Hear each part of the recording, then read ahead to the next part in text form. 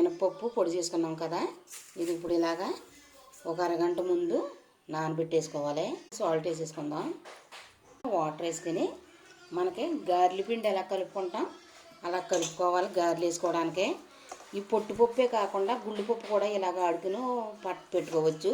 ఇది కలిపేసుకుని ఒక అరగంట నానబెట్టుకోవాలి. చుట్టాలు ఇది వచ్చినప్పుడు సడన్గా వేయాలనుకుంటే ఇలా చేసుకోవచ్చు. ఇలాగ లూజ్గానే కలుపుకోవచ్చు, ఎందుకంటే పిండి నాని టైట్ అవుద్ది. ఇది ఒక అరగంట నానబెట్టుకుందాం, పక్కన పెట్టేసుకుందాం. అయిపోయింది. కొంచెం జీలకర్ర, ఉల్లిపాయ, పచ్చిమిరపకాయ, కరివేపాకు, కొత్తిమీర, గారెలు వేసేసుకుందాం. మనకి పొట్టి గారెలు రెడీ అయిపోయినాయి. ఈ ఆరోగ్యానికి కూడా మంచిది. ఇలా మీరు కూడా ట్రై చేయండి.